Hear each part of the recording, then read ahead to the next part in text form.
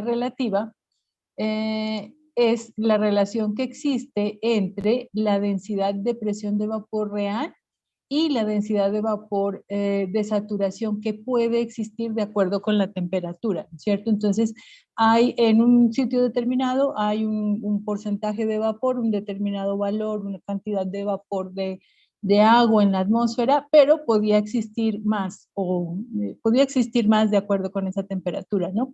Hasta cuando lleguemos al punto de saturación. De eso se trata. Entonces, vamos a hacer un ejemplo para que quede claro este concepto de humedad relativa. Y yo les había dicho que debíamos como remitirnos a lo que vimos en termodinámica en sustancias puras con respecto a los puntos de saturación. Entonces, les expliqué pues algo de cómo funciona esta tablita. Aquí tenemos la temperatura, aquí la cantidad de vapor que puede existir en la atmósfera y estas serían las curvas de humedad relativa. Entonces ahorita vamos a ver un ejemplo y partiendo de lo que veíamos en termodinámica, o sea, voy a intentar hacer estas mismas gráficas para el agua, o sea, no estas mismas gráficas, sino esta línea, que es la línea de saturación, la negra que ustedes ven aquí, es la línea del punto de saturación, de vapor saturado de que hablábamos en termodinámica. Entonces la vamos a hacer en el RepRo para que ustedes recuerden pues y entiendan bien este concepto, ¿ok? Bueno.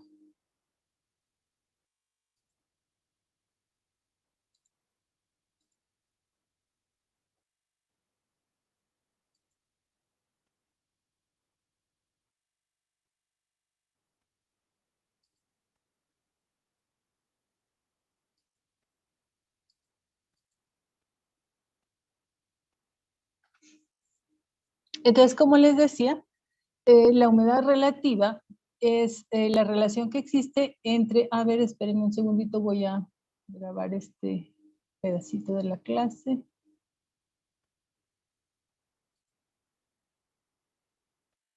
Recording in progress. Ok, entonces les decía, la humedad relativa es esta relación que existe entre la cantidad de vapor real que hay con relación a la que pudiera existir en el punto de saturación a esa temperatura, la temperatura del ambiente en ese punto. Y se da en porcentaje, entonces se multiplica por 6, ¿no?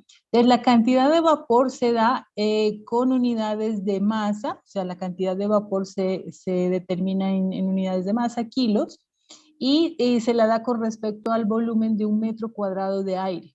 Entonces queda como si fuera una densidad y entonces aquí le llamamos densidad del vapor real, la que realmente existe en la atmósfera. Y para hacer la relación se calcula entonces la densidad de vapor en el punto de saturación, en la saturación a esa temperatura. Entonces, para entender bien esta parte de aquí abajo, que es la que nos estaba quedando en duda en la clase anterior, voy a retomar esas gráficas de las sustancias puras de la termodinámica, ¿no? Y entonces, si ustedes se acuerdan, esta primera gráfica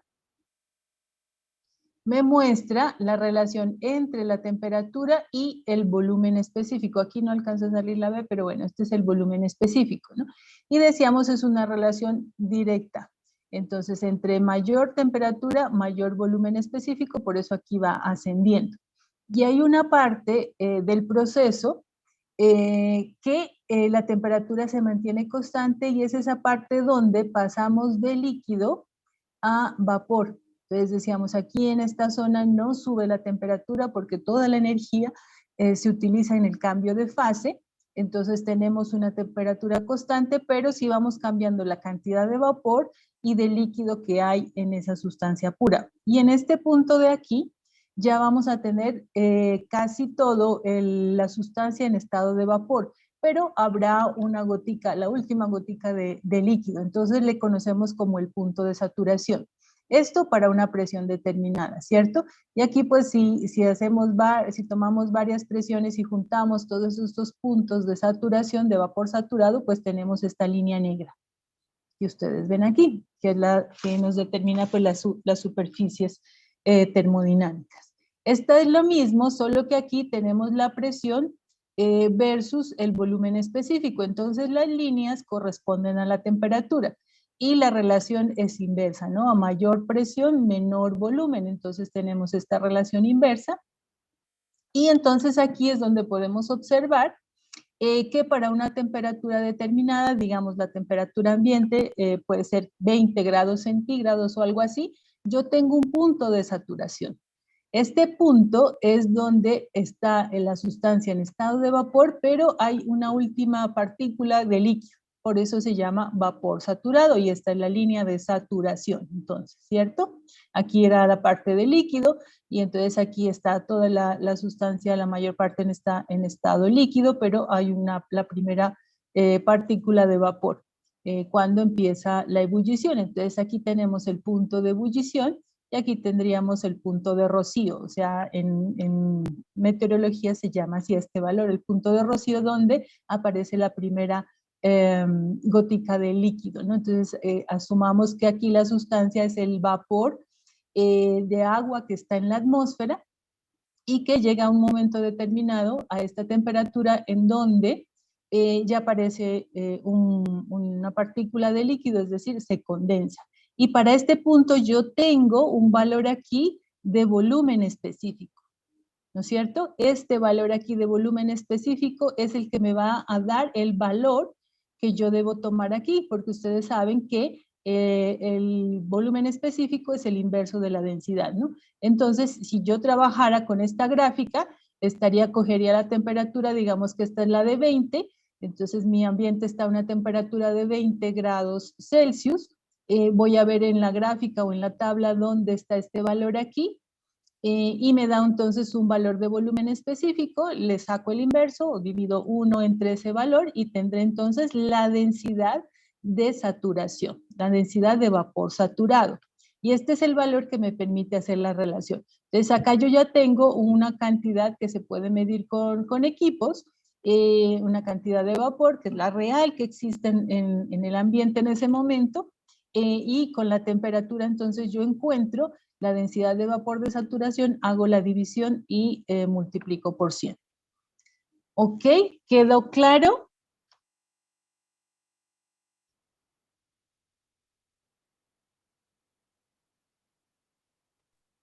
Sí, profe. Más adelante hacemos un ejercicio. Sí, ajá. Quiero es que entendamos bien este concepto. Listo, bueno, entonces si no hay dudas, ¿qué significa esto? O sea, ¿por qué se toma este valor de vapor de saturación? Es porque dependiendo de qué tan seco o qué tan húmedo esté el ambiente, es capaz de recibir más o menos humedad de la evaporación. Si el ambiente tiene, o sea, estamos aquí, estamos a esa temperatura y tenemos un valor de humedad en el ambiente muy cercano a este valor, significa que si yo le sigo aumentando vapor a ese ambiente, ya no lo va a poder albergar, digamos, y ya se va a presentar la condensación. ¿Sí? Entonces es ahí donde empieza a verse el rocío en las plantas o la neblina cuando están los climas muy fríos, ¿no? Esas imágenes que veíamos. Porque ya no es vapor, sino líquido. Todo lo que la humedad que se está recibiendo, que es después de este valor del vapor de saturación, pues ya no puede estar albergada ahí en el aire como vapor, sino que se condensa y ya está en forma líquida. Bueno, eso por una parte. Por otra parte, esa línea de la que hablamos en la imagen anterior, en la imagen que estábamos viendo en la diapositiva, corresponde a este tipo de gráficas, que también los vimos en termodinámica, pero que con esta no trabajábamos mucho, donde lo que yo grafico es la presión y aquí tengo la temperatura. ¿Sí? Entonces esta lineecita corresponderá al volumen específico. Y aquí estamos, ¿no? De un lado tengo a la derecha el estado de vapor y a la izquierda el estado de líquido, y esta es la línea de saturación. ¿Sí? Entonces, esa gráfica que les mostré hace un ratico, donde tenía los punticos amarillos, azul, amarillo y rojo, corresponde a esta zona de las gráficas de las superficies termodinámicas, ¿no? Yo preparé este texto para entender un poquito esto de la humedad relativa.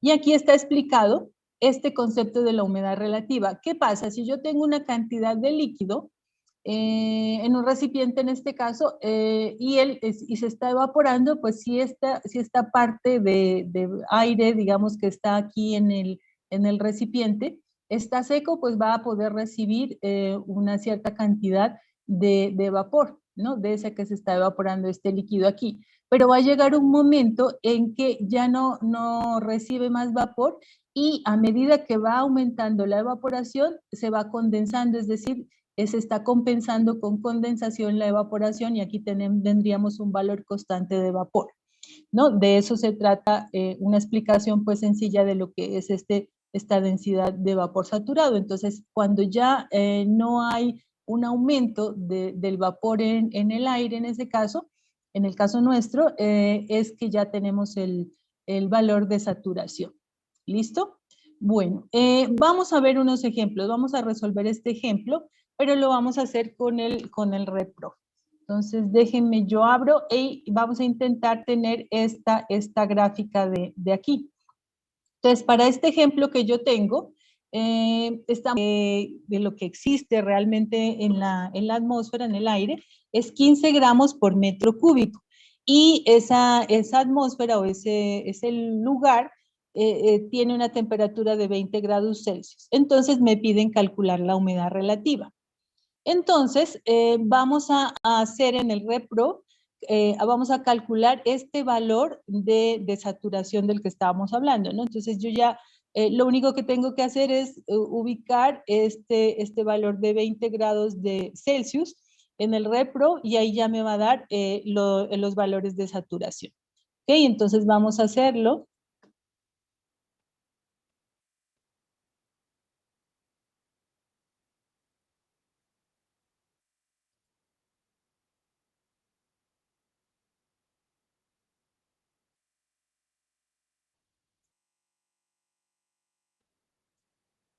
Profe, ¿Sí? ¿solo se puede con el programa, no se puede con las tablas que también nos había dado en el anterior? Sí, con las tablas, con el RedProf, con el temperatura en grados Celsius, presión pongámosla en kilopascales. Creo que no les está dejando ver esta ventana, pero bueno, no, ustedes se acuerdan del manejo de las unidades. No era en edit, sino en opciones, unidades, y aquí ajustamos las unidades. No quiero la temperatura en grados Celsius, la presión puede ser en kilopascales, volumen metro cúbico, y listo. Ok, y vamos a la sustancia y vamos a escoger agua. Ok, listo. Y entonces nos iríamos, aquí podemos dibujar esa parte de la gráfica que les decía que puede ser presión y temperatura. Vamos a hacerlo con densidad, pero aquí no le pongamos valores para que no se nos vaya a... Y vamos a tener la temperatura, pongámoslo de 0 a 100. De 0 a 100, que es pues bastante para la temperatura atmosférica. Y la presión, pongámosla de 0. No, a ver, espérenme un segundito, cancelemos aquí. La presión tomémosla en milímetros de mercurio, que es lo que generalmente toman los datos de meteorología, ¿ok? Pero esto ustedes ya lo saben convertir, entonces lo tomamos en milímetros de mercurio para tener una gráfica más ajustada, digamos. Entonces, vamos a plotear temperatura y presión, dije, ¿no? ¿Dónde está? Aquí. Aquí no pongamos valores para que nos dé una sola línea. Y listo. Y vamos, en la temperatura de 0 grados a 100, que creo que es suficiente.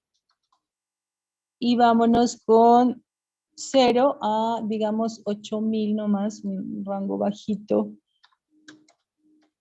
milímetros de mercurio. Que nos dibuje la línea de saturación, que nos dibuje las de mezcla. Que nos conecte las líneas. A ver, no sé si salen las curvas ideales. Como es un rango chiquito el que vamos a tomar, entonces de pronto no nos sale todo eso. Veamos.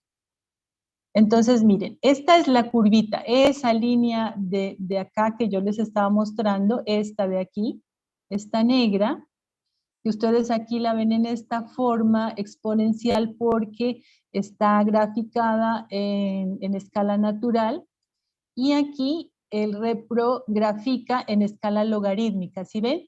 Que aquí, miren, la escala va aumentando de tamaño, es una escala logarítmica, por eso nos da esta formita aquí como inversa a la de la gráfica anterior, pero los valores son los mismos.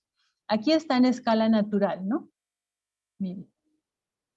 Y acá, ven, este rango corresponde de 1 a 10, este rango corresponde de 10 a 100, este corresponde de 100 a 1000 y este de 1000 a 10.000 u 8000, que fue lo que le pusimos inicialmente.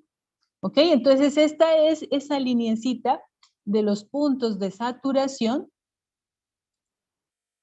Esta, presión, temperatura. Es esta línea donde me dice que ya estamos pasando de vapor a líquido y en este punto es donde tenemos los valores de saturación, ¿vale? Bueno, entonces aquí nuestro ejemplo, nuestro ejercicio, ¿dónde está? Nuestro ejercicio decía que la temperatura es de 20, ¿sí? 20 grados Celsius. Entonces aquí para una temperatura de 20, esto es 5, 10, 15, 20, 25. 20 sería aquí.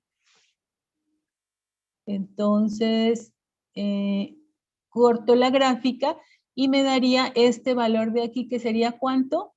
10 puntos de presión en milímetros de mercurio, ¿no? Anótenlo, por favor.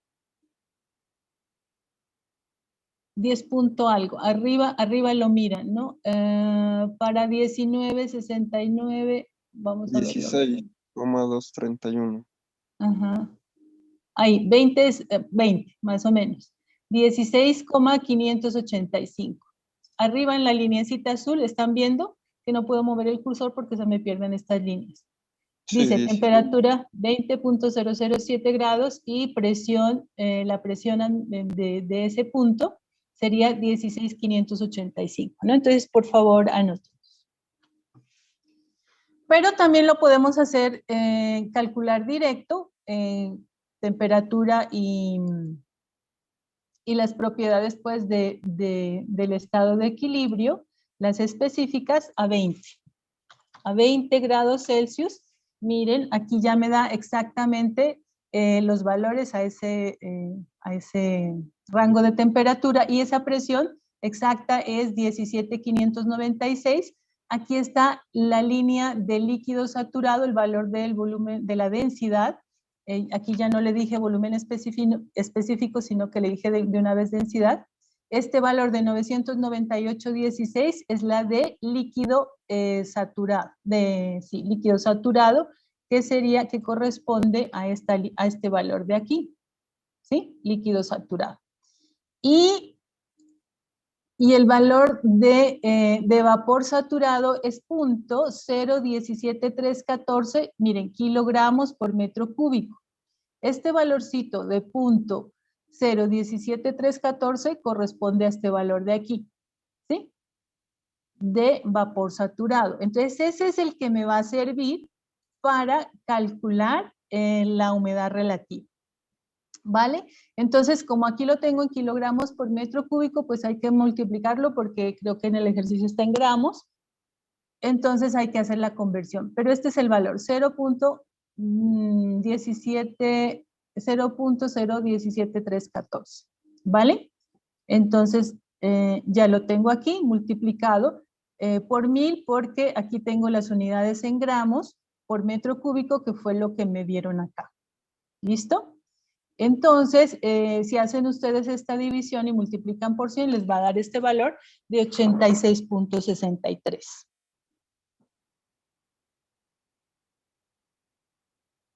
¿Sí? ¿Lo verifican, por favor?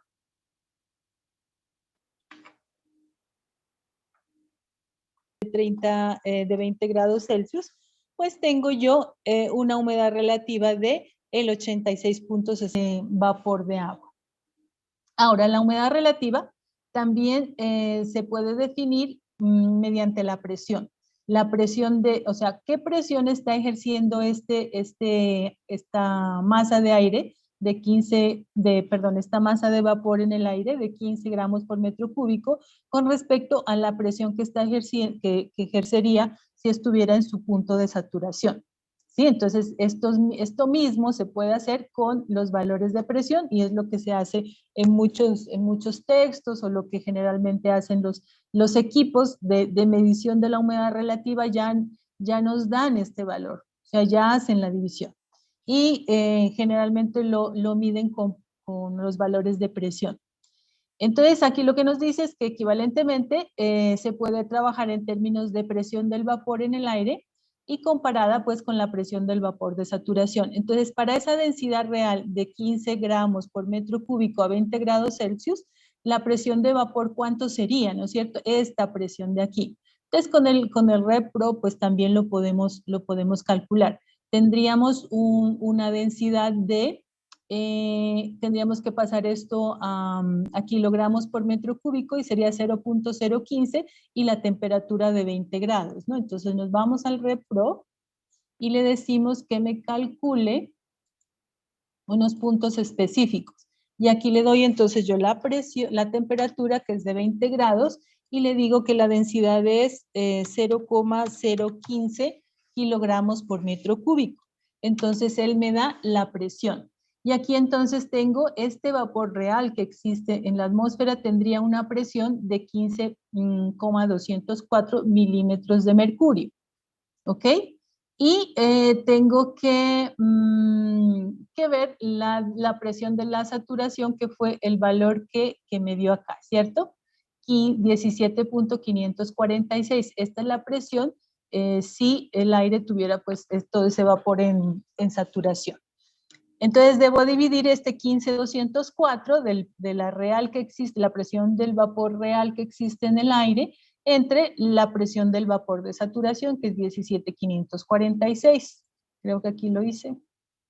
Ah, sí, miren, aquí está. Para la densidad real existente de 15, la presión sería 15.204 y la presión de saturación es 17.546. Entonces, aquí se hace la división y me da casi exacto el mismo valor. O sea, muy, muy cercano. No da tan exacto, pero es muy cercano. 86.65 aquí y 86.63 acá.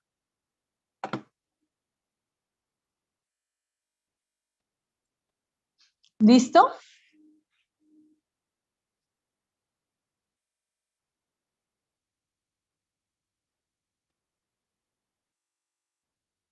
¿Alguna pregunta? A ver, voy a empezar a preguntar yo.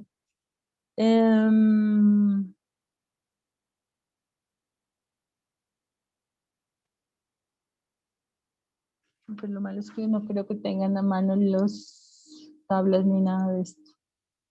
Bueno. A ver, Danilo Cundar está.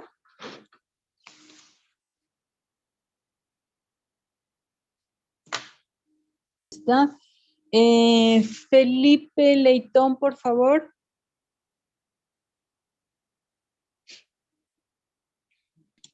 Sí, profe. ¿Te quedó claro? ¿Tienes alguna duda?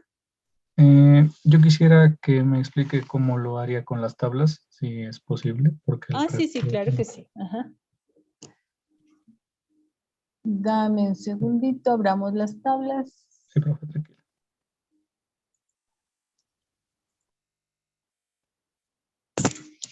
De pronto tienes las tablas por ahí a mano para que hagamos un ejercicio.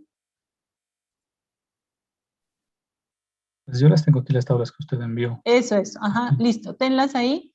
¿Verdad? Eso era solamente con el líquido refrigerante. No, para los valores de referencia, dices tú.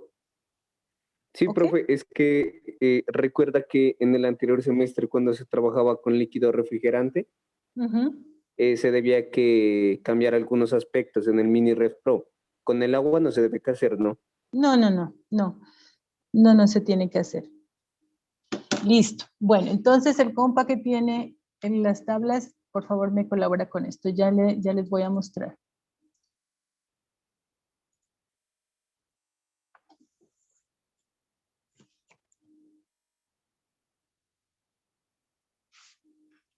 Ahí están viendo las tablas.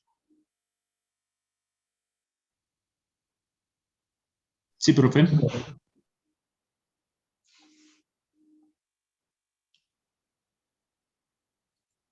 Bueno, entonces esta es la tabla de agua saturada.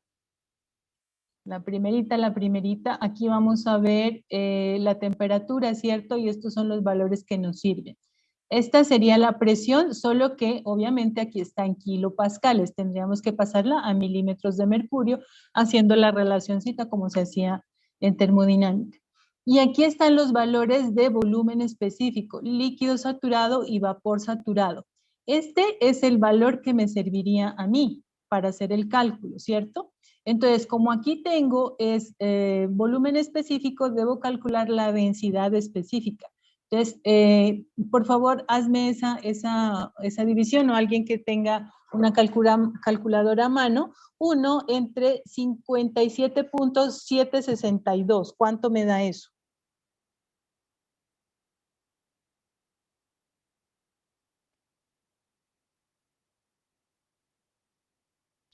$0.0173.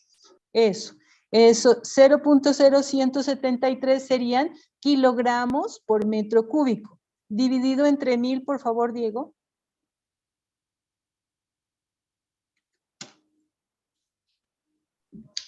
Dividido entre 1000, No, 1.730. mentira, multiplicado por 1000. 17 punto, Punto 3. 17.30, sí, bueno, 17.3, que es el valor que teníamos aquí, miren, este valor de aquí. ¿Ok? Entonces, por acá lo hicimos con Repro, pero con las tablas nos tiene que dar lo mismo, y si ponen el Thermonator también. Tienen que ponerle, si van al Thermonator, deben poner la temperatura, en este caso, que sería 20, ¿y qué otro valor pondrían? A ver, pregunto. Porque en el Thermonator siempre deben meter dos valores. A ver, Fabián Rosero está. Sí, profe. Eso. ¿Qué valor pondrías en el Thermonator? ¿Te acuerdas cómo manejábamos eso? ¿Tú manejaste esa aplicación? Pues yo manejaba más el ref, pero Ajá. Pero como estamos hablando de este valor, ¿no es cierto? Aquí, Fabián, ¿qué valor pondrías para, aquí tendríamos que poner la calidad. Ese sería el otro dato que nos pediría el Thermonator. Meteríamos los 20 grados de temperatura, o sea, la temperatura de esta curva, digamos que esta es la de 20, y tendríamos que poner la calidad. ¿Qué valor de calidad le pondrías?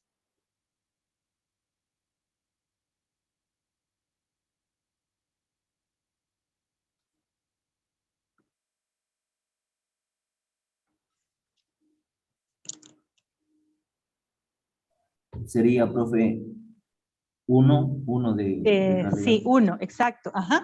Porque aquí estamos ya con casi todo la sustancia en estado de vapor. Entonces, allá como no podemos hacer la gracia que hicimos aquí en el Mini Repro, entonces debemos ponerle dos valores. Uno que lo conocemos de la temperatura, y otro sería el valor de calidad aquí, que sería 1, ¿cierto? Tenemos el 100% en estado de vapor. O pues o el 99 si quieren, bueno, en fin, sí, con 1. ¿Vale? ¿Quedó claro entonces?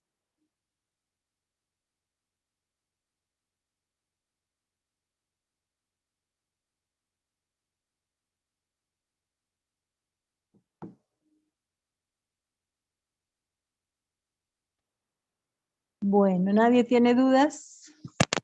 ¿Quién fue que me contestó? Fabián. Fabián Rosero. Listo. Ok. Voy a aprovechar entonces que estamos hablando de este tema de la humedad y como les decía, no lo volvemos a tocar mucho en lo que sigue de la asignatura. Vamos a mirar los sistemas de medición. ¿Cómo se mide la humedad? Ya les había dicho que la humedad absoluta y la humedad específica pues son valores que casi no se toman en cuenta, o sea, no se utilizan para determinar las características meteorológicas de un lugar, que lo que se toma en cuenta es este valor de humedad relativa. Y ese valor se mide con equipos, ¿no? Ya sabemos, ya conocemos nosotros cómo es que funciona, ya entendemos de qué se trata esto. Y sabríamos interpretar los valores que nos dan los equipos de medición de humedad relativa. Esos equipos se llaman higrómetros, ¿no? Y pues existen muchísimas tecnologías que nos dan estos parámetros. La mayoría de ellos se basa en el higrómetro original, que era un higrómetro de cabello, ¿no? Así se llamaban. Ese higrómetro de cabello utilizaba antes pues pelo, que es un material que es muy sensible a la humedad, y las mujeres sabemos mucho de esto porque pues las que se hacen esos tratamientos de alisado y esas cosas, de cepillado y demás, si le llega a caer una gotica de agua al pelo, pues baila, se desbarata todo lo que se ha hecho. Y cuando empieza a subir la humedad del ambiente, el pelo lo absorbe y se dilata un poco, ¿no? Entonces, se puede incluso hacer una prueba casera que es muy sencilla. Hay que tomar en cuenta que el pelo esté muy limpio, libre de grasa, ¿no? Entonces, ustedes pueden tomar un cabello y atarlo aquí, o sea, amarrarlo en un pin, en un clavo, en alguna cosa, sobre una cartulina, sobre una madera o algo así. Y lo atan. Ay, bueno, y pueden poner un lápiz o algún, no sé, un palito de pincho, alguna cosa, anclada a un pin, ¿sí? Aquí este puntico rojo sería donde yo anclo con un alambrecito, con algo, digamos, una aguja medidora que puede ser un palito de pincho o un lápiz, pero que me permita a mí, que le permita a esa aguja un libre giro, ¿no? Que no quede asegurada ahí, sino que pueda girar.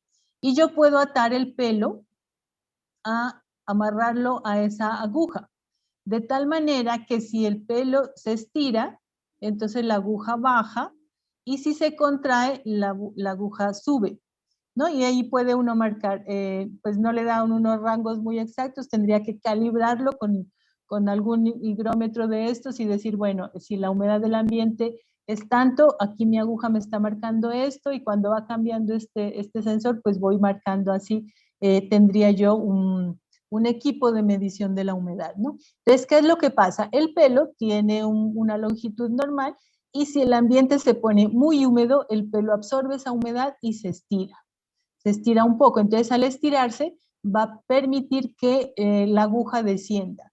Y si por el contrario la humedad del aire se pierde, se seca mucho el aire, el pelo se va a contraer y entonces la aguja va a subir.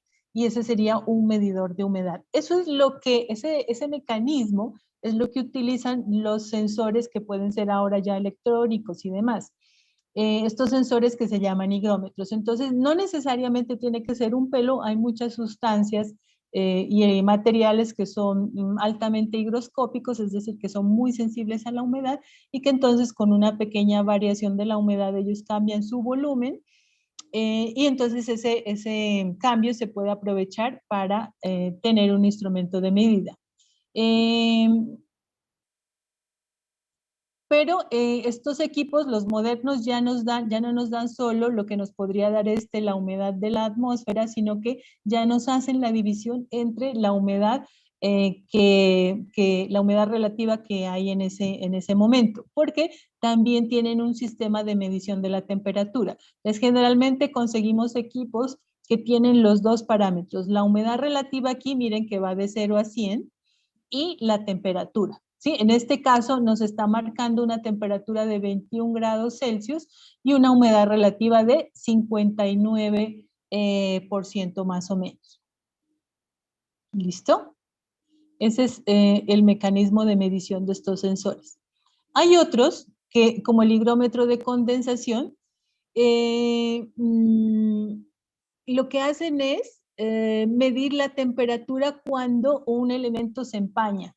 Entonces, por eso se llama de condensación, porque cuando ya se empieza a empañar alguna superficie, es porque ya llegamos al punto de saturación, ¿no? Entonces, este es utilizado para medir la humedad atmosférica cuando se establece la temperatura de empañamiento de una superficie. Mientras se va enfriando de manera artificial y de forma demorada esa misma superficie. Es otro mecanismo. Está el higrómetro de cabello, que ya les acabo de explicar. Hay los higrómetros de absorción, que estos utilizan sustancias químicas, ¿no? Que son higroscópicas. Hay muchas sustancias y materiales, ¿no? El papel, por ejemplo, es muy, muy sensible a la humedad. Hay muchas sustancias líquidas químicas que cuando el ambiente está húmedo, cuando están en contacto con la humedad, se expanden. Y eso es entonces lo que utilizan estos equipos para medir la humedad. Entonces, cuando estas sustancias higroscópicas absorben humedad o la exhalan, ¿no? Cuando está muy seco, según las condiciones de clima.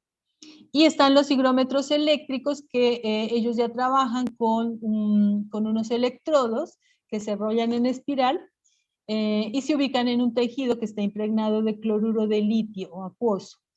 Y entonces mediante ese actuar, pues esa reacción del litio acuoso frente a la humedad, se puede tomar pues los valores de temperatura. Y los digitales son pues ya muy avanzados. Nos permiten medir varios parámetros, la temperatura, la presión, la altura sobre el nivel del mar, un montón de cosas. Y tienen la particularidad de que guardan los datos en memoria, así que uno puede poner a funcionar estos higrómetros digitales por un tiempo y va a tener no solo el dato del momento, sino que guardan en memoria, incluso hay algunos que grafican. Para los registros de temperatura, por ejemplo, pueden guardar entre menos 10 y 50 grados, que es suficiente, pues porque el ambiente casi nunca llega, o no hay zonas donde llega a 50 grados, y menos de 10 grados de Celsius, pues tampoco, ¿no? Entonces es un rango de memoria en el que guardan. Tiene también registros, pueden registrar humedades entre el 10 y el 99%, y tienen una margen de precisión de esta toma de humedades del 25 al 75%. Bueno, yo no puse aquí unas imágenes, no. Bueno. Aquí en este texto que les preparé también escribí algo sobre la humedad y la sensación térmica, que fue una pregunta que nos hizo en la clase pasada alguno de los compañeros, ¿no? Para que quede un poquito más clara, más claro si no se entendió bien, ¿no? Esto de la sensación térmica tiene que ver también con la humedad y los vientos, sobre todo, ¿no? Porque suele suceder que en los sitios donde hay estaciones, por ejemplo en otoño, hay una temperatura determinada, son temperaturas relativamente bajas, digamos 10 grados Celsius. Entonces, como está esa temperatura en el ambiente, el cuerpo que está más caliente, a 35, 36 grados, está entregando calor a ese ambiente. Entonces hay una cierta sensación de frío. Ese calor se va entregando paulatinamente en el tiempo y hay una, digamos, muy, muy, muy bajita. Y lo contrario es cuando hay mucha humedad en el ambiente. Entonces puede ser que digamos, está haciendo calor, 20, 25, 30 grados de temperatura, y hay un ambiente, digamos que seco. Entonces el cuerpo, como está haciendo mucho calor, equilibra esas diferencias de temperatura, entrega calor. De todas maneras, el cuerpo humano siempre va a estar más caliente que 30 grados, digamos. Entonces se está entregando calor a una tasa bajita. ¿Y cómo lo hace? Hay como una evaporación de agua del cuerpo, ¿no? Y nosotros sudamos. Cuando hace mucho calor se suda. Entonces estamos transmitiendo también agua al ambiente. Si el ambiente está muy húmedo, está cercano a su punto de saturación, ya no va a ser capaz de recibir más humedad. Y por tanto, uno siente esa sensación de ahogo, de calor exagerado, porque nuestro cuerpo no está pudiendo equilibrarse con la temperatura del ambiente. ¿Sí? No está pudiendo manejar ese calor alto que está haciendo, o cuando hacemos ejercicio y hay mucha humedad también, así el clima esté bajo, ¿no? Entonces sentimos que está haciendo mucho calor. De eso se trata entonces la sensación térmica, tanto en verano como en invierno. Bueno, aquí les había puesto, ¿no? Un día de temperatura 0 grados, con un viento en calma, la sensación térmica será de 0 grados. Y si a esa misma temperatura sopla un viento de 25 kilómetros por hora, la sensación será de menos 6 grados. Por la situación que les estoy comentando. Y lo mismo cuando la sensación térmica de verano, una temperatura de 30 grados Celsius con una humedad de 50%, pues la sensación térmica será como de 36 grados más o menos, porque hay mucha humedad en el ambiente y no podemos equilibrar rápidamente ese calor. Entonces, cuanto más alto sea el porcentaje de humedad, más calor tendremos, y cuanto más bajo, pues sentiremos más frío, ¿no? Entonces, este texto se los voy a poner en la plataforma para que lo tengan de referencia. ¿Ok? ¿Alguna pregunta?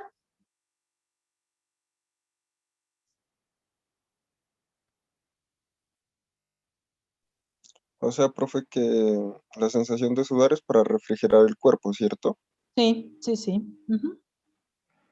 Ah, ya.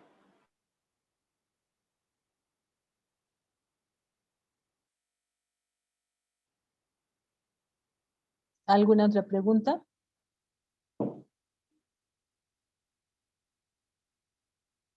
Bueno, entonces, continuando, dejando ya este tema de la humedad relativa, pasamos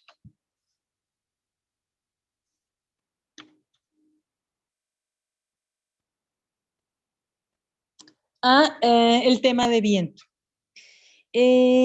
Ya vimos los tipos de viento que existen en el planeta, ¿no? Los planetarios, los continentales y los locales.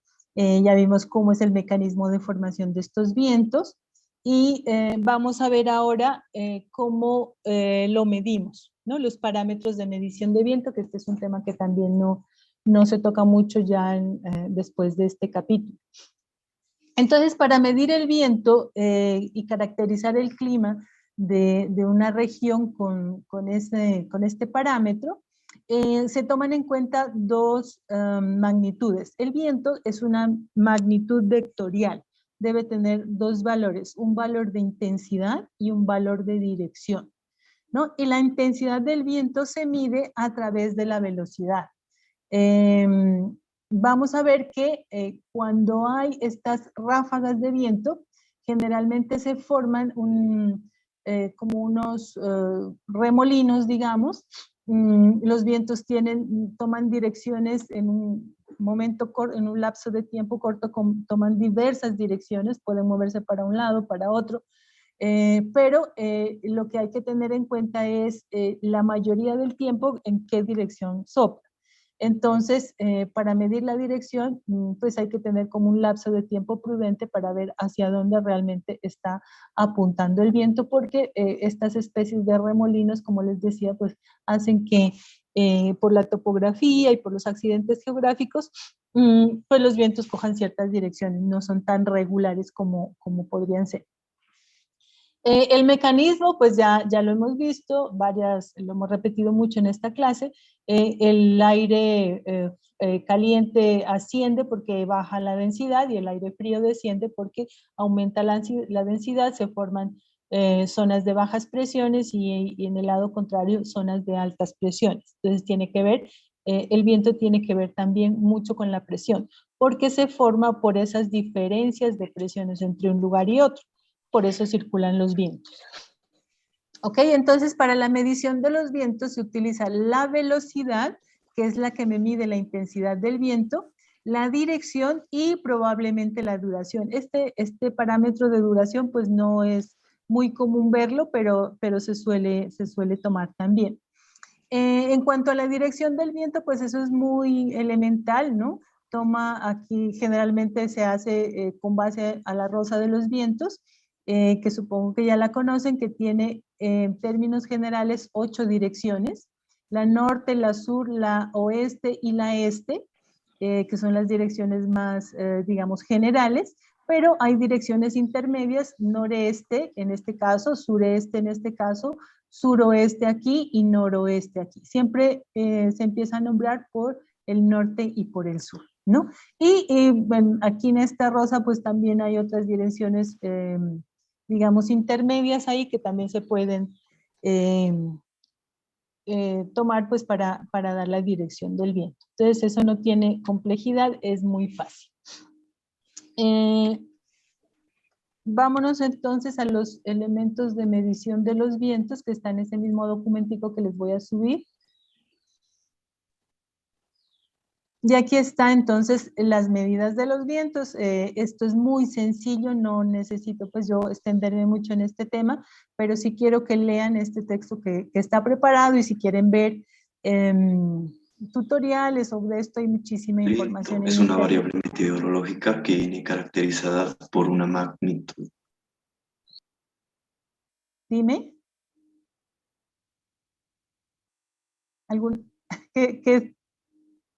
¿Tienes alguna pregunta?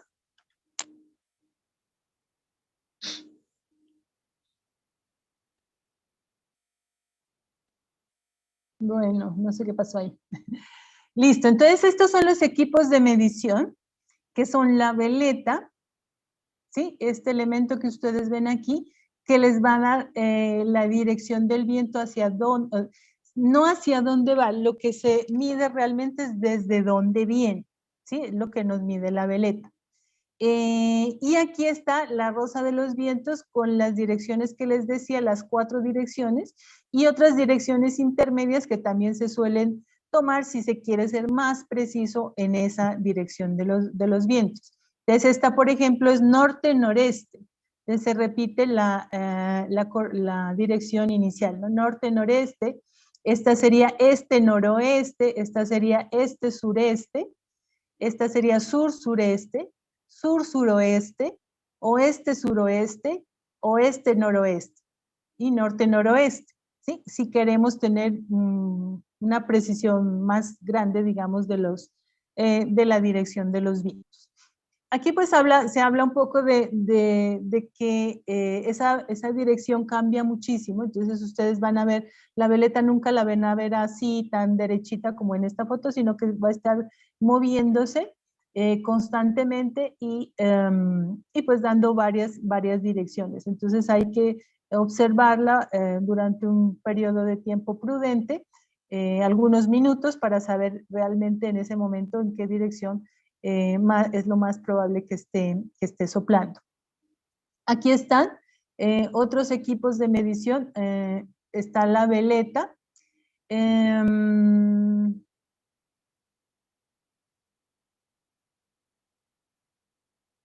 La veleta y aquí tenemos estos anemómetros, que son los que nos miden la velocidad. Este es uno digital, el más común es este de copitas, que pues se creó hace ya bastante tiempo. Es uno de los que más existen en las estaciones meteorológicas. Este es un equipo de estación meteorológica y aquí tenemos este digital que ya nos está mostrando la velocidad del viento de manera digital, ¿no? Entonces ya no son esas copitas, sino ¿cómo se llama? Turbina, no, pues sí, es una especie de turbina, pero es como ¿cómo se llaman estos? ¿Quién me dice? Una Veleta, no. hélice, profe. Eso, hélice. Es una hélice que se va moviendo pues a determinada velocidad y nos indica aquí de manera directa la velocidad del viento. La velocidad obviamente nos indica la intensidad del viento. Esa mayor velocidad significa pues que el viento tiene una intensidad mayor. Ese es el sentido de la velocidad. Hay unos equipos de medición de los vientos que se llaman catavientos, que son muy comunes, uno los puede ver fácilmente en aeropuertos, en las carreteras, ¿no? Sirven para muchos propósitos y son muy sencillos. Y se trata de estas mangas que están pues opuestas a la dirección del viento. El viento llena esta manguita de aquí y nos va a dar los dos valores, tanto la dirección del viento como la intensidad, ¿cierto? Entonces, para la dirección, pues hacia dónde está, de dónde viene el viento, acá hacia donde la veleta está indicando, hacia donde la manguita se está dirigiendo. Y para la intensidad se miden estas franjas blancas y rojas que tiene la manga aquí. Tiene 5 franjas y cada franja equivale a 5 kilómetros por hora de velocidad del viento. Entonces, en este caso, si está doblado, el número de franjas que esté derecha, que esté horizontal, me indica la velocidad. En este caso, miren que solamente una franja está derechita, las demás están inclinadas. Entonces, significa que tenemos una velocidad de alrededor de 5.5 kilómetros por hora.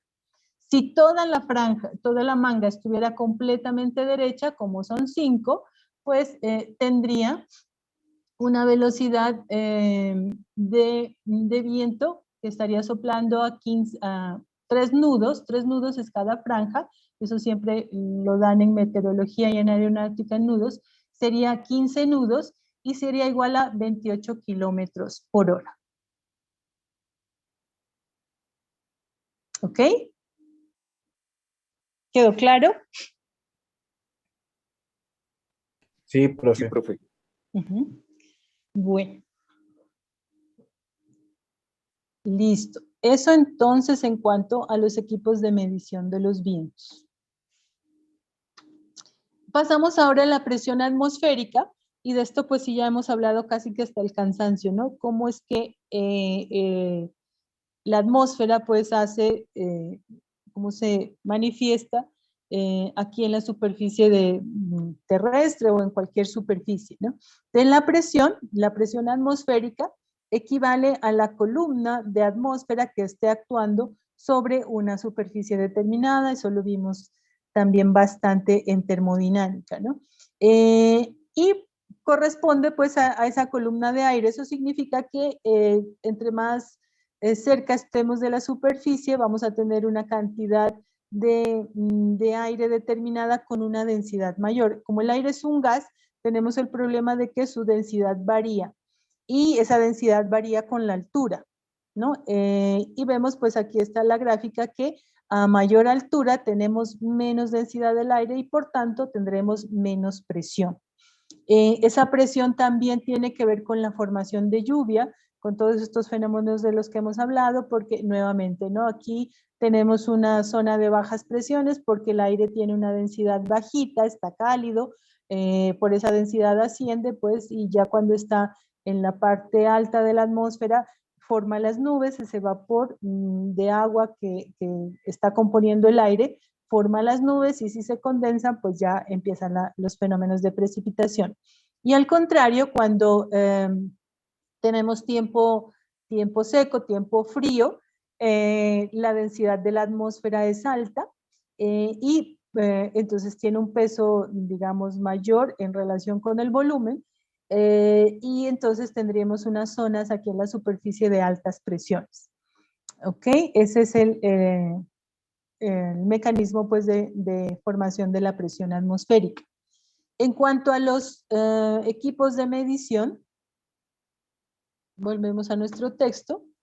Aquí tenemos los equipos de medición que ya habíamos visto en termodinámica también, los barómetros, aquí está el funcionamiento, incluso las mismas imágenes de termodinámica, ¿no? Pero pues así de sencillo es como el principio del equipo, pero hay muchos equipos que nos ayudan a medir la presión. Están los barómetros anaeroides, que son unos elementos que contienen unas celdas que se contraen y se expanden de acuerdo con la presión que se esté presentando en ese momento, que es este equipo que ustedes ven aquí. Y aquí pues entonces esa contracción o expansión del equipo está conectado a un sistema de aguja que se transmite pues a una escala y me determina la presión atmosférica en ese momento.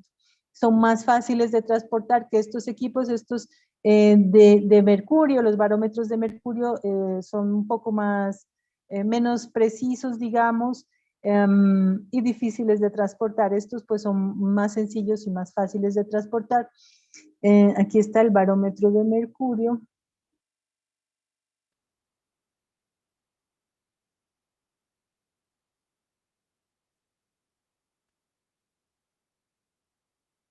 Y están estos otros equipos. Bueno, este tiene el mismo principio de componentes que se expanden y se contraen conectados a una aguja, pero aquí pues ya tenemos la posibilidad de tener la variación de la presión, ya sea en periodos de tiempo largos o cortos, puede ser un día dependiendo de la velocidad de giro del rollo.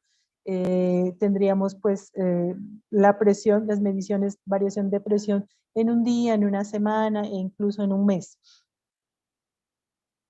Y están los equipos electrónicos que ya utilizan pues como los mismos sistemas de sensores con elementos que se contraen y se expanden y que nos dan muchísima información. Este que ustedes están viendo aquí, por ejemplo, mide un poco de cosas, mide la altura sobre el nivel del mar, mide la temperatura, la presión atmosférica, la velocidad del viento, tiene una especie de brújula también, o sea, mide un montón de cosas que pues son importantes para la medición, para determinar las características climáticas de un lugar. ¿Ok? Bueno, este texto entonces para que lo revisen en cuanto a los mecanismos o los equipos de medición de estos parámetros atmosféricos. ¿Alguna pregunta con respecto a la presión?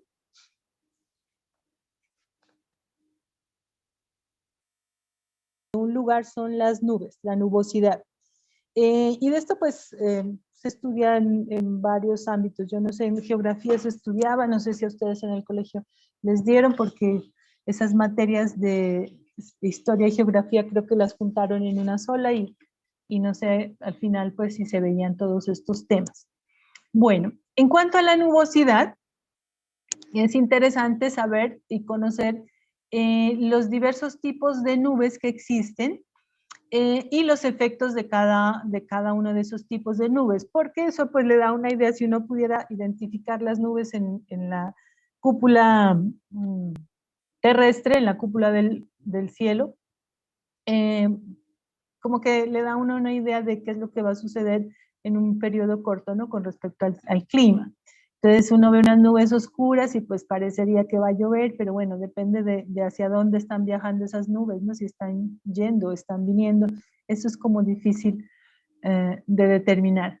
La verdad es que uno siempre ve estas imágenes y le dicen, estos son cirros, cirroestratos, altoestratos, estratos, niebla, estratocúmulos, cúmulos, nimboestratos, altocúmulos, cirrocúmulos y cumulonimbus. Pero uno nunca los ve así aisladitos y tan parecidos a lo que dan las gráficas y la teoría. Yo, por ejemplo, nunca soy capaz de identificar qué tipo de nube es la que se está presentando en este momento. Si ustedes vieran aquí, ahorita yo tengo casi todo el cielo cubierto, hay unos espacios muy pequeñitos azules, parecería que son estas, pero también parecería que son estas, entonces es como muy difícil de identificar, ¿no es cierto? Sin embargo, pues hay algunos equipos que nos ayudan con esta identificación. Aquí vemos el sistema de medición de la nubosidad con equipos, ¿no? Básicamente se utilizan emisiones láser, equipos que se llaman cielómetros, que emiten una onda láser que choca pues con las nubes y que rebota. Entonces lo que el equipo hace es medir el tiempo de ida y el tiempo de venida y con esos valores pues es capaz de decirnos a qué altura está la nube. Pero pues los que son más sencillos pues no nos van a decir qué tipo de nubes son. Nos van a dar simplemente la altura de las nubes. Y probablemente hay algunos que nos dan la idea de qué tan cubierto está el cielo por esas nubes. Entonces, para medir o sea, qué tan cubierto está el cielo por nubes, hay una escala, que es la escala de cobertura de las nubes, coberturas del cielo. Y se mide en octavas de la cúpula celeste se llaman. Entonces, cúpula celeste es todo lo que alcanzamos a ver, o sea, todo lo que está por encima de nosotros en el cielo. Entonces, se supone que tendríamos que ver toda la cúpula para determinar qué tan cubierto está. Entonces, en este caso, por ejemplo, es un cielo completamente descubierto, está completamente despejado. Aquí también. Aquí ya tendría, bueno, aquí dice que tiene un valor de 1, que sería 1/8 de ese cielo está cubierto, y lo están marcando como con esta línea, que no está muy claro, pues 1/8 no es esa línea, ¿no? Sería más o menos una zona, pues como por aquí. 2/8 tendría un valor de 2 y tendría esto. 3/8 sería esto, y aquí pues la misma lineecita que están pasando acá. Esta sería la de 4/8 y esta línea 6/8, 7/8, 8/8, ¿no? Entonces este es el icono que me representa ese número de octavos que está cubierto de nubes en el cielo. No significa pues que lo vayamos a ver así, sino que tenemos que darnos una idea de, bueno, este cielo, por ejemplo, fácil para mí, lo veo completamente cubierto, ¿no? Pero este de acá, por ejemplo, aquí, si nuestro cielo solo tuviera hasta aquí, esta línea que estoy pasando con el mouse, tendría más o menos la mitad cubierto, o un cuarto, o cuánto, ¿no? Entonces, es una estimación muy subjetiva, digamos, cualitativa de la cobertura del cielo. Entonces, ahí, en esos parámetros de nubosidad, pues hay unas convenciones, y ustedes van a ver en los reportes de meteorología estas iniciales, que es cielo completamente despejado. Este few significa 1 o 2 octas, sería 1 o 2 octas. Que son nubes dispersas, 3 a 4 octas, serían estos dos iconos. Nubes entrecortadas, 5 a 7 octas, sería y este icono. Con eso nombraríamos pues la cobertura celeste, la cúpula celeste. Nublado o cubierto con 8 octas, que sería esto, o esta que ninguna nube significativa, una que otra por ahí. Techo y visibilidad bien cuando está completamente despejado también. Bueno, y demás. ¿Alguna pregunta hasta aquí?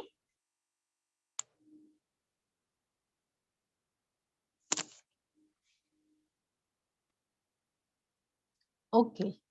Bueno, entonces ahora ya tenemos tecnologías pues mucho más precisas para la medición de la nubosidad en el cielo, ¿no? Y este es un equipo, un cielómetro láser, que aquí nos están comentando pues que estos cielómetros son capaces de medir la altura de varias capas de nubes.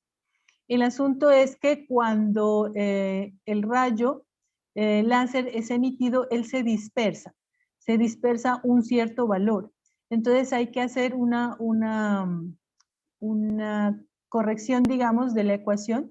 Si nosotros tuviéramos una línea perfectamente recta, digamos, sin dispersión, entonces para hallar la altura de la nube, simplemente tendríamos que tomar la velocidad de la luz y el tiempo en que se tardó en ir y volver y dividirlo entre 2 para encontrar la altura. Pero este valor pues depende de la frecuencia de repetición de la emisión del láser. Es una frecuencia que está aproximadamente entre 200 y 500 Hz. Entonces, dependiendo de eso, se va a dispersar más o menos, este cono pues en el láser. Entonces, esa dispersión hace que se pierda pues el poder de reflexión en un valor proporcional a z a la menos 2 cuando el rayo va y en z a la menos 4 cuando el rayo regresa. Entonces, eso lo toma, pues el equipo ya lo hace automáticamente y hace esa corrección. Entonces, esta situación hace que estos equipos tengan un límite para medir la elevación, ¿no? Dependiendo pues de la frecuencia, de esta frecuencia con que se repite el rayo.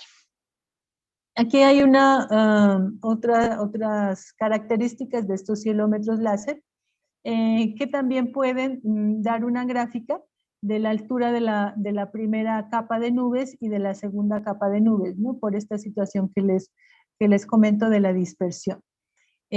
Aquí están las especificaciones típicas de estos sensores que se utilizan mucho, pues estos son datos de Estados Unidos, un rango de medición de alturas entre 5 y 7.5 kilómetros, rango de amplitud digamos, de la cobertura que tienen de 40 a 500, una resolución de 15 a 25 metros, la frecuencia que les decía entre 20 y 500 Hz, y un ancho del cono de 0.25 a 0.3 grados, ¿no? Del cono de dispersión que se forma. Hay algunos, bueno, este es capaz, este anterior, ¿cuál era este? También son capaces de medir estas coberturas de nubes en el cielo, ¿no? Algunas, la mitad, de acuerdo con la escala que vimos anteriormente. Entonces, este sensor es capaz de darnos estos tipos de coberturas. Algunos, nubes dispersas, nubes entrecortadas y cuando el cielo está completamente nublado. Entonces ya no necesitamos hacer esa observación, digamos, subjetiva, sino que el sensor ya nos da estas condiciones. Y hay unos sensores que estos son de los primeros que se utilizaban, que todavía están en algunos aeropuertos pequeños, que ellos emiten el rayo, pero giran casi que horizontal y vertical, y hacia adelante y hacia atrás, ¿no? Entonces ellos también son capaces de medir la dispersión de las nubes. Y entonces para calcular la altura, ellos toman, para calcular la altura, la línea de distancia entre el equipo que emite el rayo y el detector. Aquí son dos equipos, digamos, uno que emite el rayo y que choca contra las nubes y otro sensor que detecta pues ese rayo. Entonces la distancia entre esos dos es la que me ayuda a determinar la altura por la tangente del ángulo de inclinación, ¿no? Entonces estos equipos pues son, como lo pueden ver aquí ustedes, son bastante grandes y tienen esa propiedad de rotar sobre su eje para emitir ese rayo láser. Ok, bueno. ¿Alguna pregunta?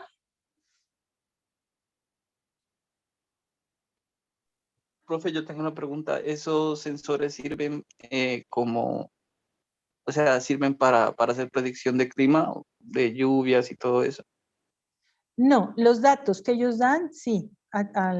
O sea, estos datos de todos estos equipos que les estoy mostrando aquí se van acumulando en el tiempo, ¿no es cierto? Y cuando hablábamos de la primera clase, si te acuerdas de clima y tiempo, entonces estos equipos solo miden el tiempo, los parámetros de tiempo, que sí, qué viento está haciendo, que qué humedad, que qué presión, que qué temperatura.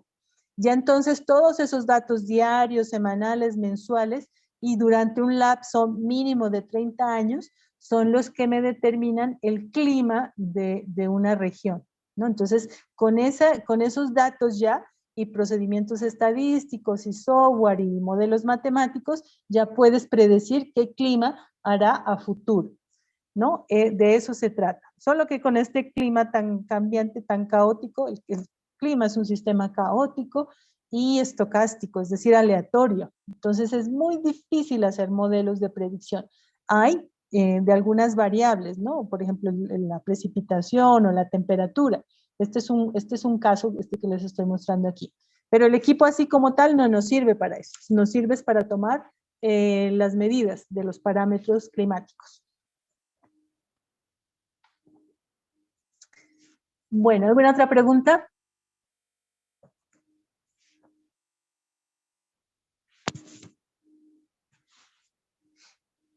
Ok, el otro parámetro que me determina el clima de una región es la temperatura, ¿no? Y la temperatura, pues de esto no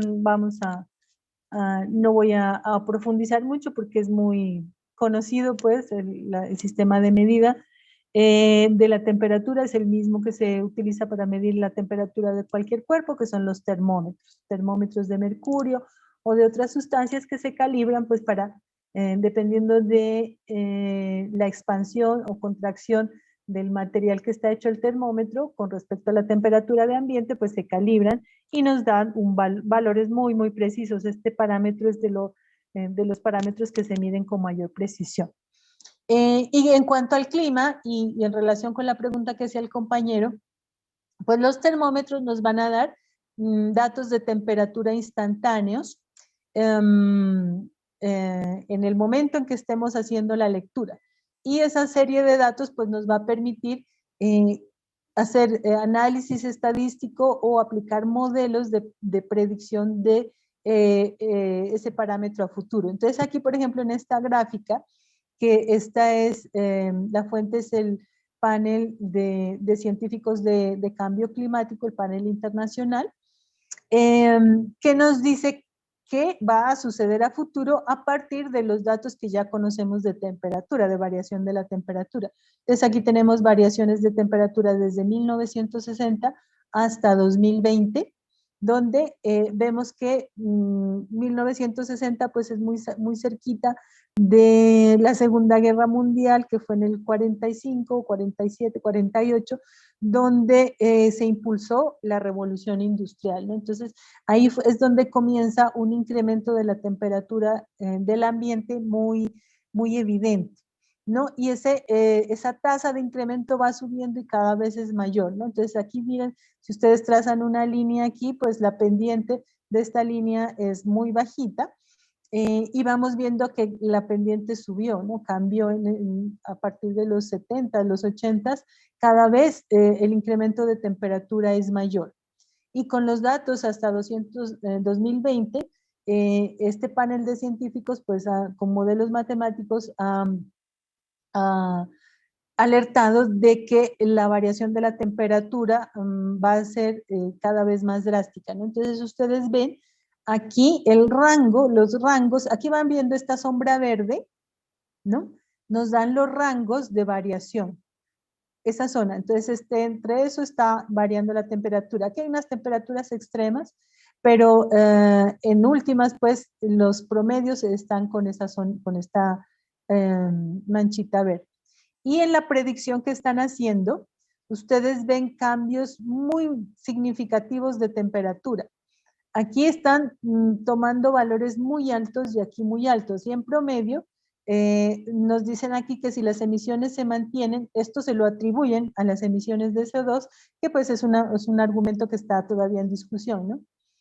Si las emisiones se mantienen al ritmo actual, en 2040 el aumento de la temperatura será de 1.5 grados Celsius, que eso no sería pues gran cosa, ¿no? Si fuera un valor puntual, pero es en promedio. Eso significa que vamos a tener temperaturas 10, 20 grados más altas y también 10, 20 grados más bajas. Y en promedio esa variación estaría del orden de 1.5 grados respecto a los niveles preindustriales, que serían estos tiempos, estos valores de temperatura anteriores a la revolución industrial, ¿no? Entonces, esto sería catastrófico, o sea, porque no solamente es el cambio del clima, ¿no? Son todos los factores climáticos que ese cambio en la temperatura va a provocar. Por ejemplo, en la formación de lluvias. Ya hemos visto que la temperatura es uno de los parámetros más importantes para la formación de lluvias,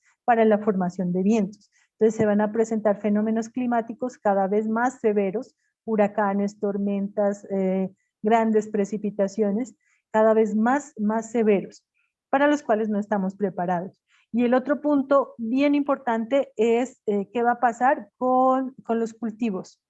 Ayer estábamos precisamente comentando con un compañero de acá del grupo de investigación que tiene mucha cercanía con el Cabildo de Gualmatán, y ellos comentaron que en esta época, si ustedes vieron, hubo un periodo de lluvias muy fuerte y se demoró la llegada del calor, ¿no? Entonces, todo este último fin de año, pues llovía todos los días por la mañana, por la tarde, y se demoró en entrar el veranillo que llaman aquí en la región, que es el que regula esa situación de lluvias y permite pues que los suelos no se inunden, no se saturen y los cultivos puedan prosperar. Se demoró en llegar, más o menos a principios de carnavales empezó ya a ser buen clima, ¿no es cierto?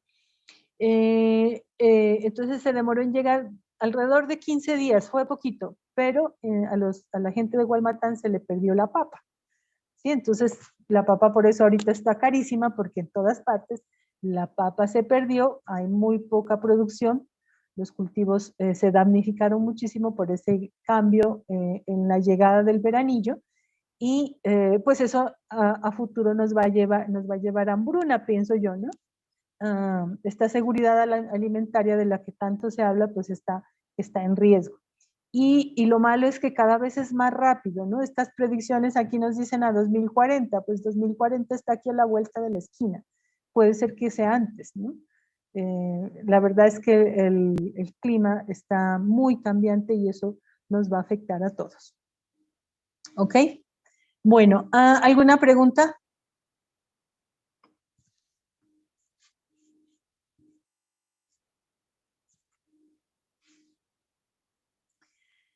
Listo, si no hay preguntas, yo hoy quería mostrarles los datos de humedad relativa. Creo que voy a alcanzar a hacerlo para ir avanzando. Humedad relativa del IDEAM. Para que comparemos con lo que está sucediendo aquí en Nariño.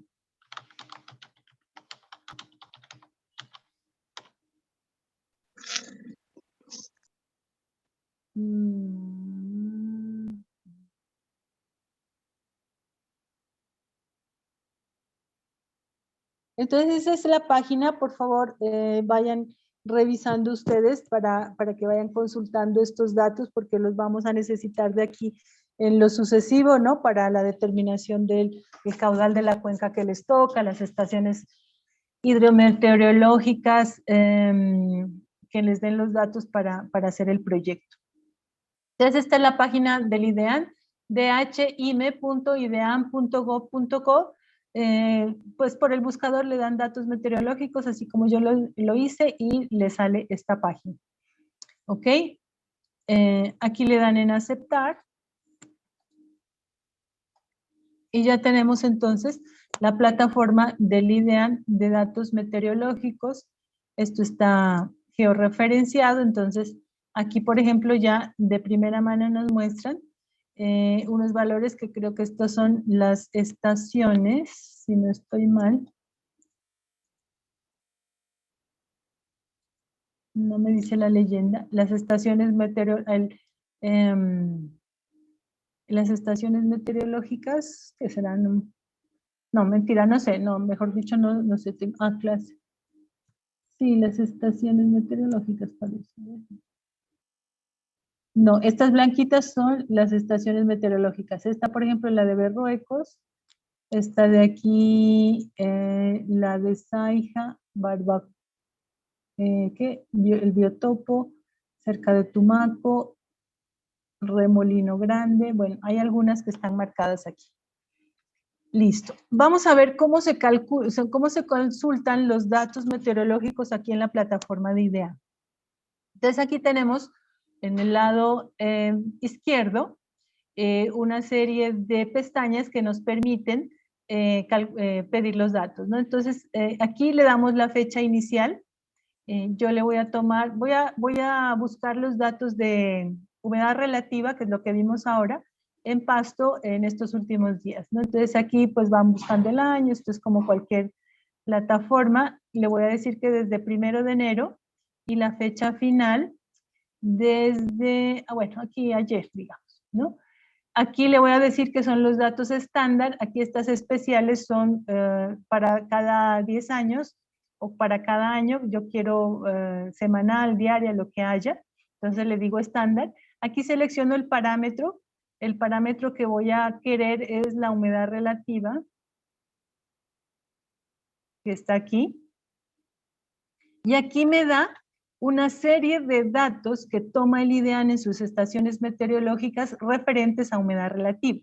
Entonces aquí está, por ejemplo, la humedad relativa del aire a una altura de 2 metros de la superficie y tomada cada 2 minutos.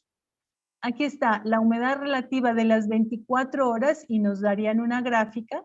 Humedad relativa del aire a 2 metros cada hora.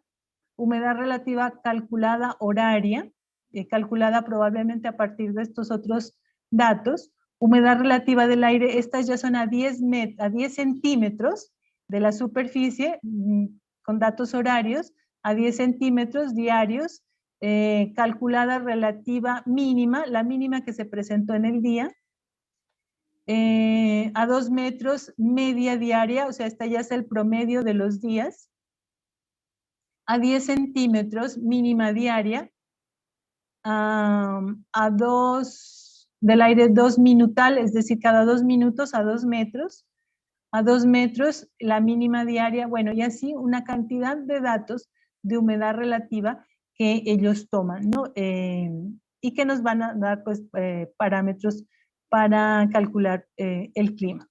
Entonces, yo voy a pedirle solamente la humedad relativa a 2 metros cada día, cada hora, a 2 metros horaria, esta. Y la mínima diaria, pero me toca uno por uno, entonces solamente voy a tomar esta de 2 metros horaria. ¿Listo? Acá le digo dónde, en el departamento de Nariño y en el municipio de Pasto. Aquí, Pasto. Entonces él me saca las estaciones meteorológicas que me pueden dar ese dato. Está la estación de Botana, que es allá en la granja de Botana de la Universidad de Nariño. Hay una estación de la Encano. Las Iglesias, está, creo que es por el corregimiento Santa Bárbara, y una de aquí de la Universidad de Nariño. Aquí está la fecha inicial y fecha final de los datos y la probabilidad, la cantidad probable de datos que yo puedo tener. Entonces miren que en la de Botana y la de Universidad de Nariño tengo más datos, entonces voy a seleccionar esas dos. ¿Listo? Le digo aquí agregar a la consulta y ya me las da. Entonces aquí me marca dónde es que están para saber si realmente eso es lo que me sirve. Y entonces yo le voy a decir descargar. Aquí me da unos términos de uso de los datos. Le digo que ok.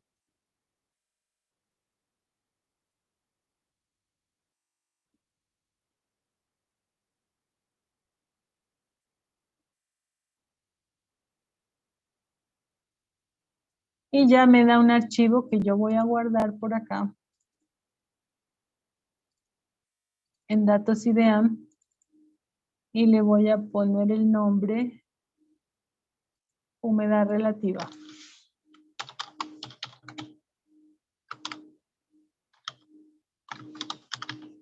Y esto es 2022, mes de enero. Profe, ¿Sí? ¿esas estaciones son las mismas que miden la calidad de aire? No, No, las de calidad de aire deben instalarlas los municipios, las corporaciones ambientales, Corpo Nariño en este caso, pues dependen más de la parte de control, ¿no? De contaminación, que es de las corporaciones autónomas regionales. No, el IDEAM no mide eso. Bueno, entonces aquí está humedad relativa.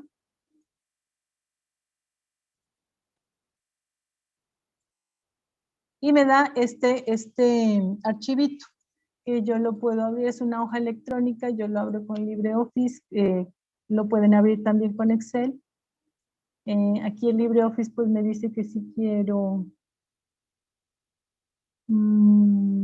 tabulador, ahí está, aquí están los datos, cómo van a salir, ¿no? Las columnas que tengo, longitud, latitud, ta.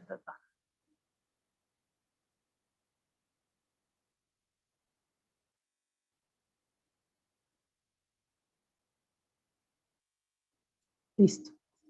Entonces les digo que sí, que me lo abra y aquí están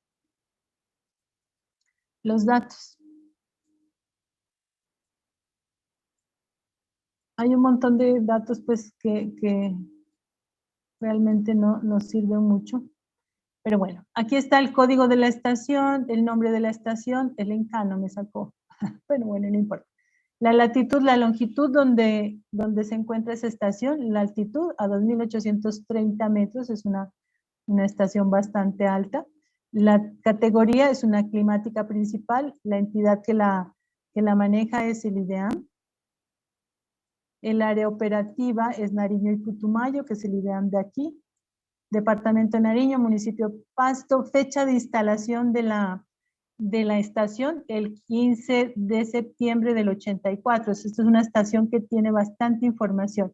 No la han suspendido, el parámetro que pedí es humedad relativa. Aquí está el código que ellos le tienen, humedad relativa a 2 metros, automático 60, cada 60 minutos, o sea, horaria. Aquí está la descripción, humedad relativa a 2 metros, horaria. La frecuencia horaria, y aquí están las fechas, miren, ¿no? Entonces, el 1 de enero, a las 0, a la 1, a las 2, el valor. Este es el valor de humedad relativa que existía en esa estación, en ese momento, a esa hora, alrededor del 94, 78, 72, bueno, en fin.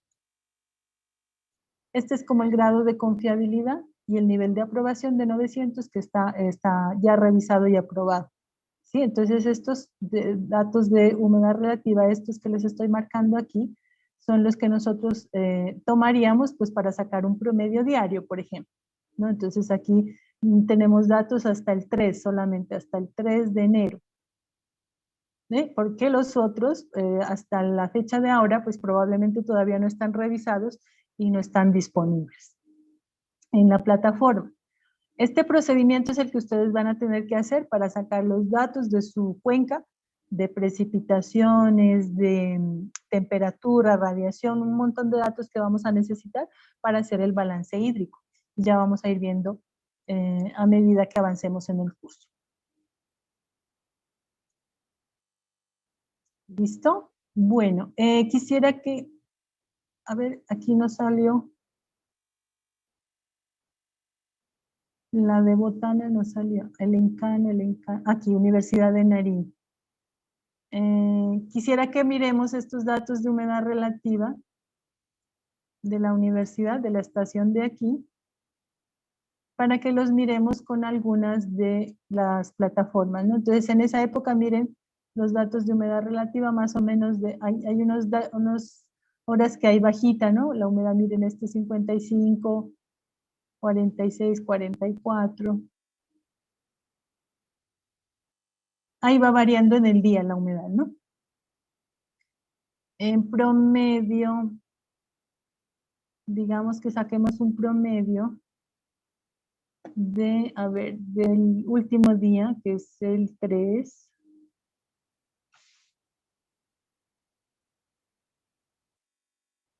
No, saquemos un promedio horario de todo esto de la Universidad de Nariño. Profe, ¿y ese puede ser un aspecto que se podría evaluar para conocer si va a llover o no? Porque Sí, supongamos, porque, profe, supongamos que existe una humedad relativa menor al 30%. ajá.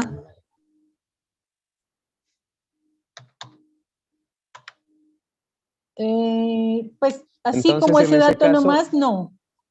No, en no. ese caso, pues se podría decir que Que va se a llover. acerca al 0% de humedad relativa, claro, entonces ya pues en la neblina ya las partículas de agua están ahícito. Ajá, sí, pero también depende de la temperatura, ¿no? Ah, Porque puede ser que exista la humedad aquí en el aire, pero si no se eleva, no se condensa, no llueve.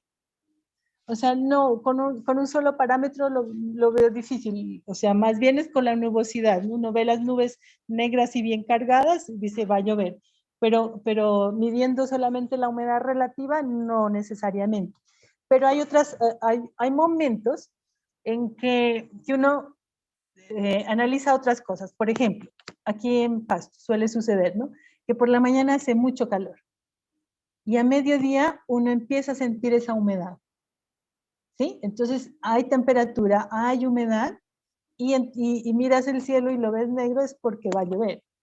A veces el cielo está despejado y hace calor, ¿no? Y entonces uno dice, no, pues que va a llover, está haciendo calor.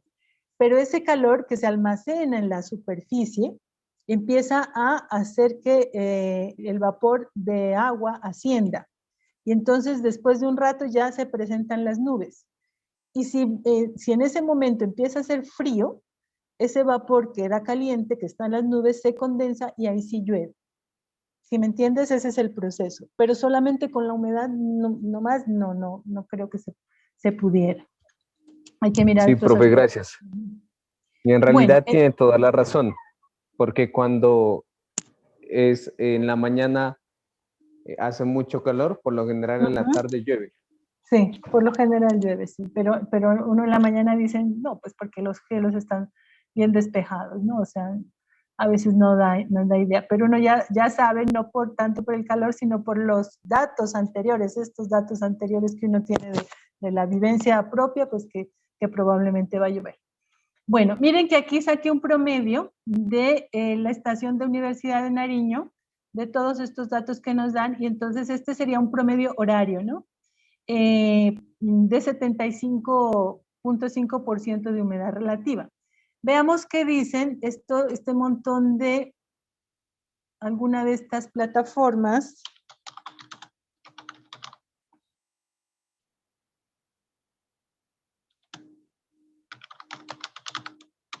¿Qué predicen el clima, no? A ver.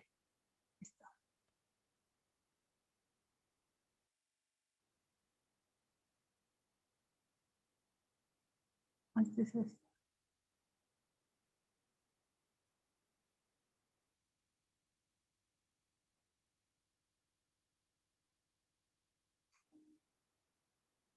Bueno, aquí me está dando el clima en Pasto, 18 grados. Me dice que está nuboso. Esta es la dirección del viento, que sería una dirección noroeste. La sensación térmica de 17 grados, la velocidad del viento de 11 kilómetros por hora. Veamos aquí en días.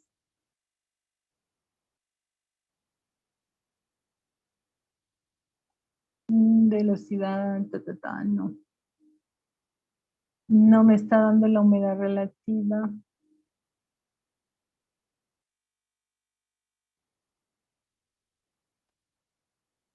No, esta nos da la probabilidad de lluvia, la temperatura, dirección del viento, la hora en que salió el sol a las 6:18, la hora en que se ocultó el día de hoy, la temperatura máxima de 18, la mínima de 10.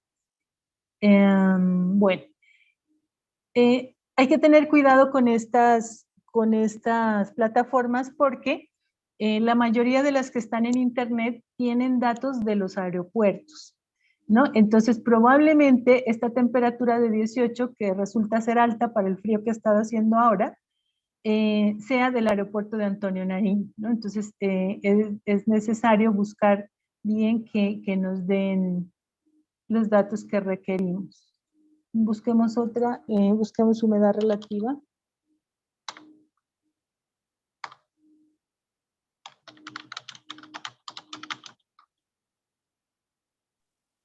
Profe, en la gran mayoría de aplicaciones he mirado que dan el dato del porcentaje de precipitación, cuando existe realmente pues un porcentaje alto de precipitación y cuando no. Ahorita acabé de revisar en la aplicación que constantemente reviso y me aparece el 20%. ¿De y qué? siempre he tenido esa duda del 20% de precipitación, profe. Y Ya. siempre he tenido la pregunta de, pues, este De tipo de probabilidad, aplicación. es probabilidad de precipitación, o sea, un 20% es bajito, ¿no? O sea, eso significa que no es probable que haya precipitación, porque la precipitación, ya lo vamos a ver más adelante, se da en milímetros, o sea, en milímetros de la capa de la lámina de agua esta vaina, que pudo haber caído, ¿no? No en porcentaje. Esa es mi inquietud. Entonces, el porcentaje es que te están diciendo que existe el 20% de probabilidad de lluvias, es decir, que es una probabilidad bajita, que probablemente no vaya a haber lluvias, y es lo que está sucediendo, no ha habido lluvias. No. Profe, Bueno, y más adelante se va a responder a cómo realmente ellos obtienen esos datos, porque esa siempre ha sido mi inquietud de cómo de las conocen plataformas, Ajá. sí, nosotros vamos, yo no sé cómo las obtienen ellos deben tener un texto, digamos, en la aplicación de dónde salen, pero nosotros sí vamos a ver varias. Generalmente, como te digo, son de los aeropuertos. Yo ayer estaba buscando una y me salió el aeropuerto para Pasto, sino que no me acuerdo cuál era la página. Me salieron unos datos muy, muy parecidos a los de Pasto y había sido que era del aeropuerto de San Luis. Y claro, San Luis en Ipiales tiene clima muy, muy parecido al de Pasto, entonces estaba como muy acertado, digamos. Pero la mayoría de esas toman los aeropuertos mayores. En este caso, para el Pasto siempre dan los datos del aeropuerto de Chachagüí. Bueno, les dejo ahí como de tarea para que vayan revisando estas plataformas que dan estos datos y estas predicciones, ¿no? Nosotros vamos a trabajar con los datos del IDEAM porque nosotros necesitamos datos hacia atrás, no hacia adelante. Entonces, estos datos que nos están dando acá, que ya vamos a ir viendo cuáles y ya vieron, pues el sistema de obtención de los datos es muy sencillo.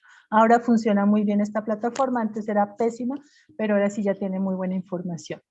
Y vamos a ver también otras plataformas que son más oficiales, como la de la FAO, que nos dan datos que incluso no tiene el IDEAM. Entonces, hay datos, la FAO nos da los datos por sectores, o sea, aquí nos da el dato en áreas, digamos, uno le da un cuadro, un recuadro, y nos dan datos de ese recuadro. El IDEAM pues nos da datos de las estaciones que tiene, entonces son datos puntuales, digamos, ¿no? Entonces, en otras plataformas ya más, como las de la FAO, las de la NASA, hay datos de precipitación, de brillo solar, temperatura, un poco más elaborados, procesados, y nos los dan por sectores. Entonces, cuando no tenemos estaciones meteorológicas para el estudio de nuestras cuencas, por ejemplo, pues vale la pena tomar esos datos, que son bastante generales, pero buenos datos, digamos, no son datos tan disparatados, ¿ok? Bueno, ¿alguna otra pregunta?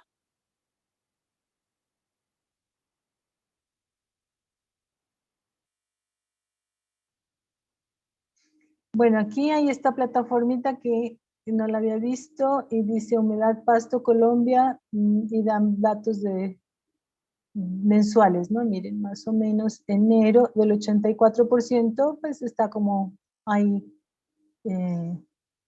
bien ajustada, digamos, ¿no?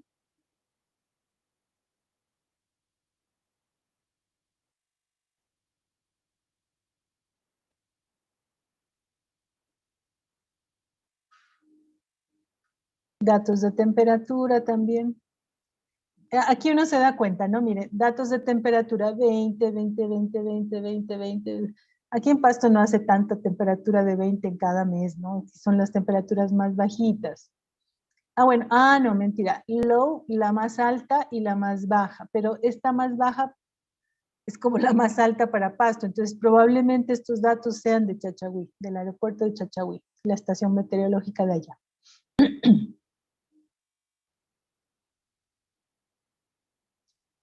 Listo. Bueno, entonces les dejo de tarea cacharrear un poquito esta plataforma del IDEAM bueno, aquí, y esto sí es de tarea, información especial. En esta pestaña, pónganme atención por favor. Recursos. Aquí en recursos, en esta pestaña de recursos, hay el catálogo nacional de estaciones, ¿no?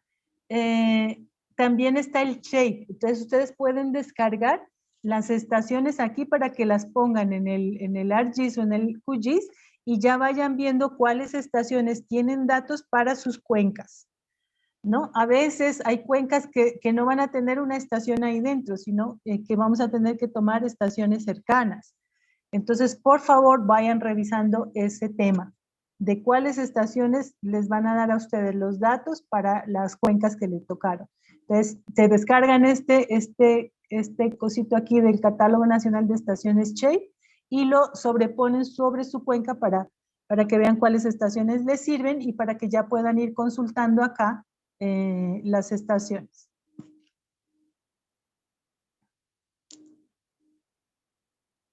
Bueno, entonces dejamos ahí si no hay más preguntas.